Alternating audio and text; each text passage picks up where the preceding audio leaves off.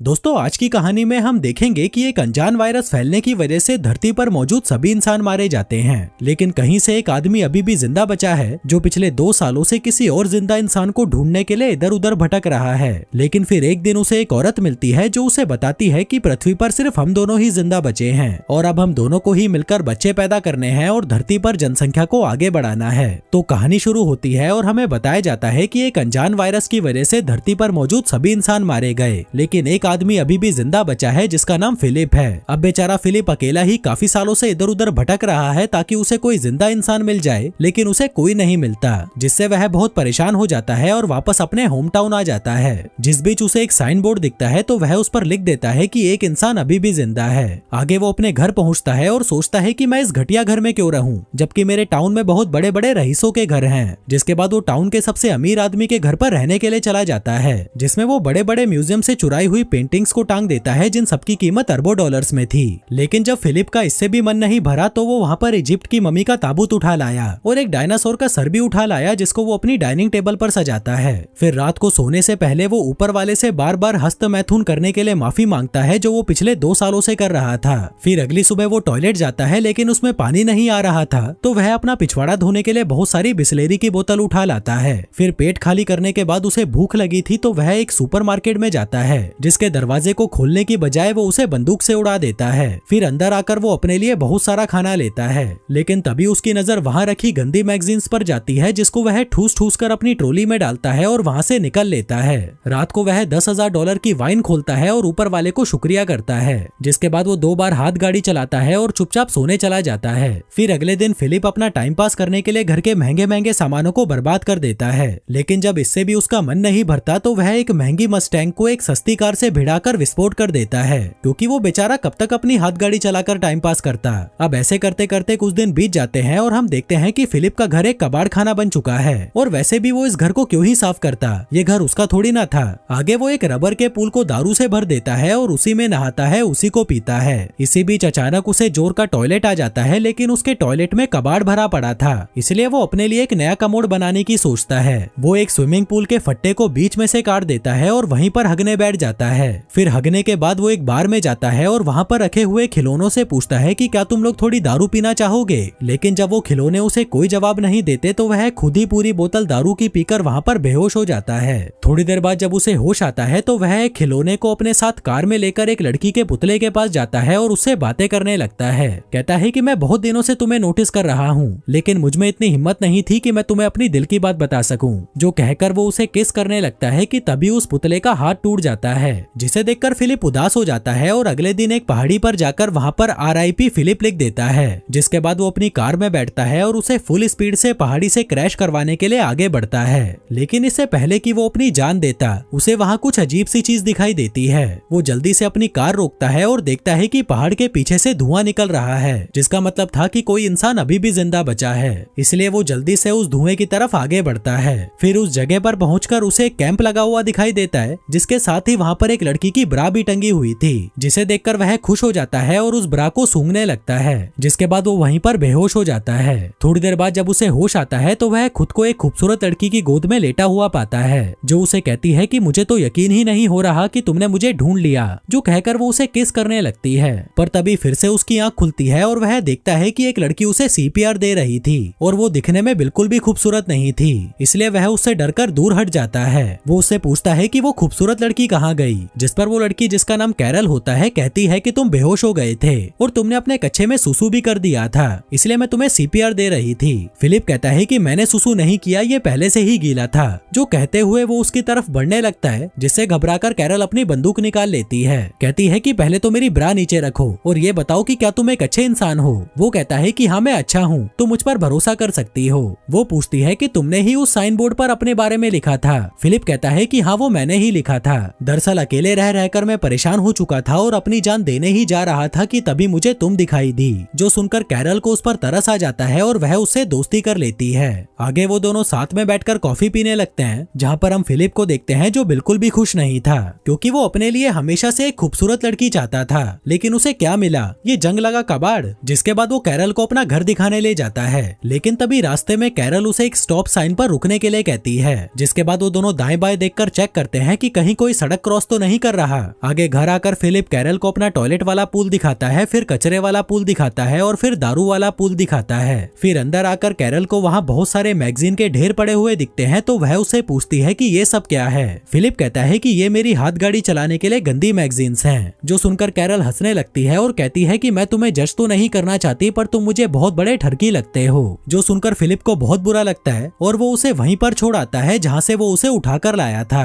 फिर अगली सुबह जब उसकी नींद खुलती है तो वह देखता है कि कैरल फिर से वहाँ पर आ गई है और उसके घर का कचरा साफ कर रही है। फिलिप कहता है कि आगे से जब तुम मेरे घर का कचरा साफ करने आओ तो मुझे बता कर आना। जो सुनकर कैरल को गुस्सा आ जाता है और वह फिर से वहाँ पर उस कचरे को फैला देती है। फिलिप उसे रोकने की कोशिश करता है तो वह कहती है कि हमें इसे साफ करने के लिए क्लीनर चाहिए, जिसको लेने के लिए वो दोनों सुपरमार्केट पहुंच जाते हैं। तभी फिलिप अपनी कार को हैंडीकैप लोगों की पार्किंग में खड़ी कर देता है, तो कैरल उसे कहती है कि ये जगह हैंडीकैप लोगों की है, तुम अपनी कार कहीं और खड़ी करो। जो सुनकर फिलिप को गुस्सा आ जाता है और वो कहता है कि कहीं तुम पागल वागल तो नहीं हो, इस दुनिया में हम दोनों के अलावा कोई और है ही नहीं, तो यहाँ पर हैंडीकैप इंसान कहाँ से आएगा। कैरल कहती है कि जो भी हो, पर तुम अपनी कार को कहीं और पार्क करो। अब फिलिप का दिमाग घूम चुका था, तो वह अपनी कार को सीधा सुपरमार्केट के अंदर घुसा देता है। फिर रात को वह अपने खिलौने दोस्तों से बात करने बार में जाता है और उन्हें बताता है कि अब मैं इस दुनिया का आखिरी इंसान नहीं रहा। मुझे लगा था कि मुझे एक खूबसूरत लड़की मिलेगी जिसके साथ मैं रोज मजे करूंगा, लेकिन मुझे क्या मिला, ये सड़ा हुआ करेला कैरल। फिर अगली सुबह जब वो बियर से कुल्ले कर रहा था,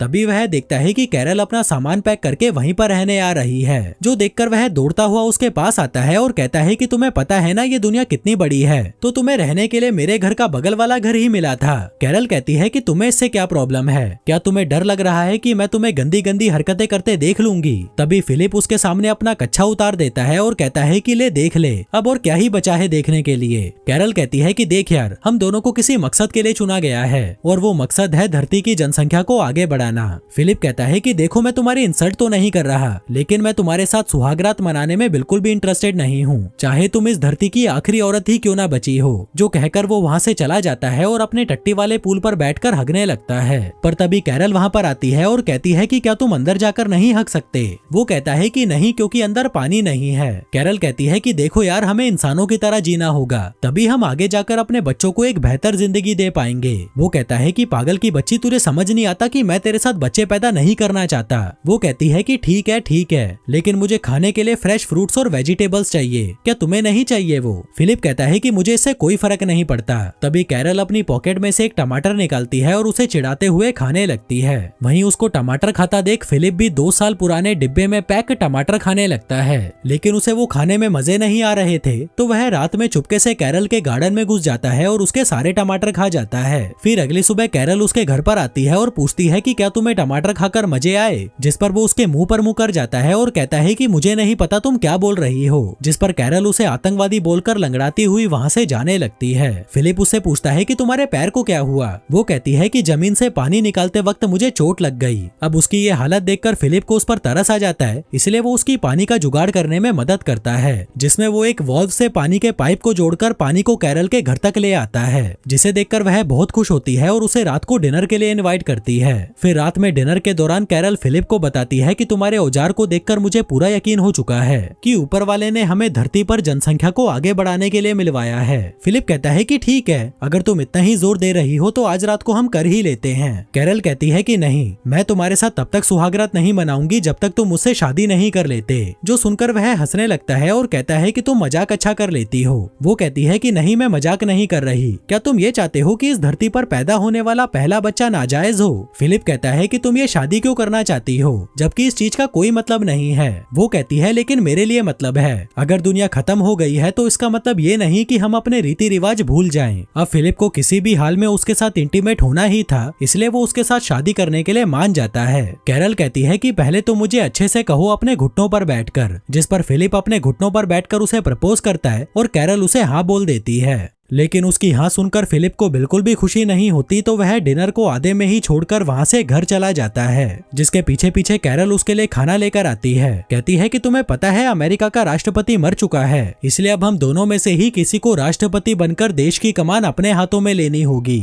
वहीं फिलिप जो उससे बहुत ज्यादा परेशान हो चुका था कहता है कि तुम ही बन जाओ राष्ट्रपति। वो कहती है कि मैं नहीं बन सकती क्योंकि मुझे लोगों के बीच भाषण देना नहीं आता, इसलिए उन दोनों की सहमति से फिलिप को राष्ट्रपति बना दिया जाता है। फिर फिर अगले दिन कैरल स्टोर से अपनी शादी के लिए कुछ सामान लेने जाती है। वहीं फिलिप अपनी बैचलर पार्टी एंजॉय कर रहा था, जिसमें वो बहुत सारे टिश्यू पेपर्स को इकट्ठा करके उसमें आग लगा देता है। जिसके बाद वो फटे पुराने कपड़े पहनकर चर्च में पहुंचता है, जहां कैरल ने चर्च को बहुत अच्छे से सजा रखा था और खुद भी वो बहुत अच्छे से तैयार होकर आई थी। फिर शादी के दौरान जब रिंग पहनाने की बारी आती है तो फिलिप शादी की रिंग लाना ही भूल जाता है। दरअसल वो ये शादी करने में बिल्कुल भी इंटरेस्टेड नहीं था, जो देखकर कैरल गुस्सा हो जाती है और शादी को बीच में ही छोड़कर वहां से चली जाती है। तभी फिलिप उसके पीछे पीछे उसके घर पहुंचता है और उसे दरवाजा खोलने के लिए कहता है, लेकिन जब वो दरवाजा नहीं खोलती तो वह उसके दरवाजे को तोड़ देता है। फिर अंदर आकर वो देखता है कि कैरल ने अपने घर को बहुत सुंदर सजा रखा था, क्योंकि वो अपनी शादी को लेकर बहुत ज्यादा एक्साइटेड थी। जिसके बाद वो कैरल को देखता है जो सड़ी हुई शक्ल लेकर एक कमरे में बैठी हुई थी। फिलिप उससे माफी मांगता है और कहता है कि मैं सच में रिंग के बारे में भूल गया था, अगर मुझे याद रहता तो मैं पक्का लेकर आता।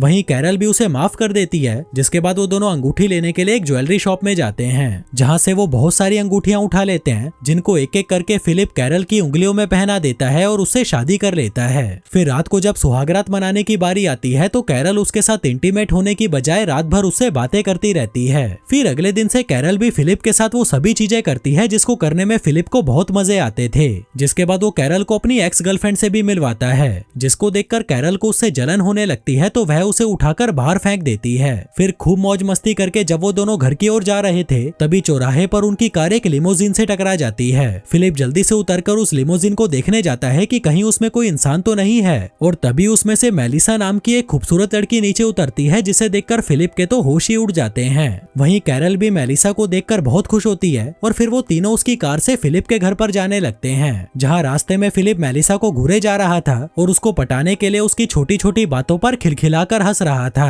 मेलिसा बताती है कि मैं वो टाउन के बाहर लगे साइन बोर्ड को पढ़ के यहाँ पर आई थी और पिछले 2 हफ्तों से यहाँ पर कुत्ते की तरह भटक रही थी, लेकिन मुझे यहाँ पर कोई नहीं मिला। जो सुनकर फिलिप सोचने लगता है कि मुझसे कितनी बड़ी गलती हो गई, ये लड़की तो कैरल से पहले यहाँ पर आई थी, अगर ये मुझे पहले मिल जाती तो मैं इससे ही शादी करता। तभी कैरल भी मेलिसा को बता देती है कि हमने भी 1 हफ्ते पहले ही शादी की है। जो सुनकर मेलिसा चौंक जाती है और कहती है कि यार तुम तो बड़े तेज निकले। वहीं ये शादी वाली बात फिलिप को बिल्कुल भी अच्छी नहीं लगती और इससे पहले कि कैरल उन्हें कुछ और बताती वो कार की बीच वाली खिड़की को बंद कर देता है। इसके बाद वो तीनों घर पहुंचते हैं, जहां मेलिसा उसके घर में लगी हुई महंगी महंगी पेंटिंग्स को देखकर हैरान हो जाती है और कहती है कि मैं बहुत थक गई हूँ, मुझे रेस्ट की जरूरत है। फिलिप कहता है कि तुम मेरे घर पर आराम कर लो, हम बहुत सारी बातें करेंगे और साथ में मिलकर खूब मजे करेंगे। पर तभी कैरल कहती है कि अगर मैं होती तो उसके घर में बिल्कुल भी नहीं रुकती, क्योंकि फिलिप इस घर के पूल का इस्तेमाल हगने के लिए करता है। जो सुनकर मेलिसा कहती है कि ठीक है, मैं अपने लिए कोई दूसरा घर ढूंढ लूंगी। फिर जाने से पहले कैरल उसे डिनर के लिए इनवाइट करती है, जिसके लिए वो मान जाती है।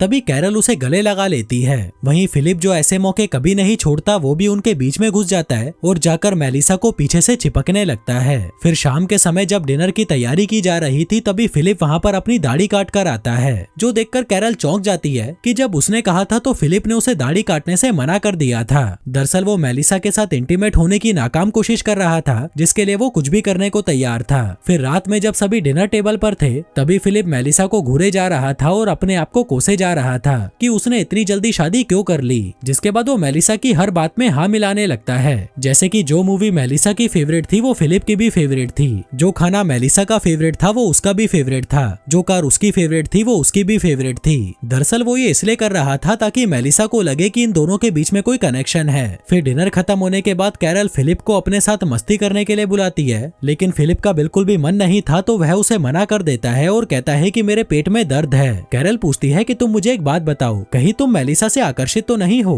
वो कहता है कि नहीं, ऐसा कुछ नहीं है, जो कहकर वो सोने चला जाता है। तभी आधी रात में मेलिसा उससे अपनी बजवाने आती है, जिसे देखकर फिलिप कुत्ते की तरह उसके पीछे जाने लगता है, पर तभी उसे वहाँ कमोड पर बैठी हुई कैरल दिखाई देती है, जिसे देखकर वह बुरी तरह डर जाता है। फिर अगली सुबह मेलिसा फिलिप से मिलने आती है, जहाँ वो देखती है कि फिलिप एक्सरसाइज कर रहा था। दरअसल वो मेलिसा को अपनी बॉडी दिखाकर पटाना चाहता था। मेलिसा उसे बाहर बुलाती है और पूछती है कि ये सब क्या है। फिलिप कहता है कि ये मेरी तरफ से तुम्हारे लिए एक तोहफा है, क्योंकि मैंने तुम्हारी लिमोजिन जो तोड़ दी थी। वो कहती है कि तुम्हें ये सब करने की कोई जरूरत नहीं है। इसी बीच कैरल फिलिप को आवाज लगाकर अपने पास बुलाती है और पूछती है कि क्या तुमने मेलिसा को एक नई कार गिफ्ट की है? वो कहता है कि हाँ, क्योंकि मैंने उसकी लिमोजिन तोड़ जो दी थी। वो कहती है कि तुम्हारे पास ये सब करने का टाइम है, जबकि मैं तुम्हें 100 बार बोल चुकी हूँ कि मेरा दरवाजा ठीक कर दो, पर तुम्हारे पास इसके लिए टाइम नहीं है। अब मुझे नहीं पता तुम इसे कैसे भी ठीक करो। आगे कैरल मेलिसा को अपनी शादी की फोटोज दिखाती है जो उसने खुद ड्रॉ की थी। मेलिसा पूछती है कि अगर तुम दोनों की शादी हो चुकी है तो तुम दोनों साथ में क्यों नहीं रहते।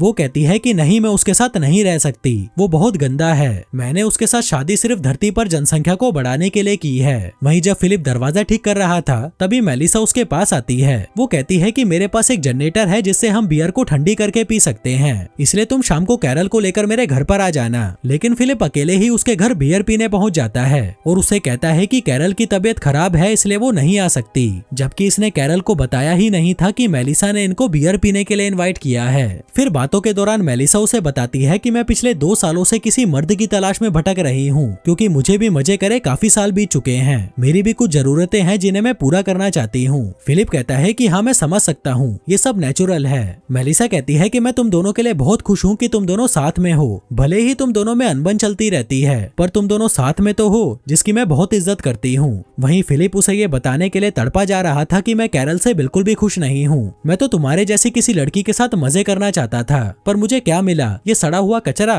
मेलिसा कहती है कि मेरी भी किस्मत देखो, मुझे धरती पर मौजूद एक आखिरी मर्द मिला और वो भी शादीशुदा। फिलिप कहता है कि चिंता मत करो, अब वो मर्द शादीशुदा नहीं रहेगा। जिसके बाद वो अपनी शादी तोड़ने के लिए कैरल के पास जाता है, लेकिन वो उसे कुछ कह नहीं पाता क्योंकि वो उनकी शादी की फोटो से दरवाजे पर टांगने वाला दिल बना रही थी, जो देखकर उसे कैरल पर तरस आ जाता है और वो उसकी फीलिंग्स को हर्ट नहीं करना चाहता था, इसलिए वो चुपचाप वहाँ से अपने घर चला जाता है। वहीं दूसरी तरफ हम एक ऑडी को आते हुए देखते हैं, जिसका मतलब था कि एक इंसान और भी है जो इस धरती पर जिंदा बचा है। जो इंसान वहाँ पर फिलिप का वो अलाइव वाला बोर्ड देखता है और उस टाउन की तरफ निकल पड़ता है। अब ये इंसान कौन था और उन लोगों के अलावा और कितने इंसान हैं जो अभी भी जिंदा बचे हैं, और क्या अपना फिलिप मेलिसा के साथ सुहागरात मना पाएगा, ये सब देखेंगे हम अगले वीडियो में। धन्यवाद।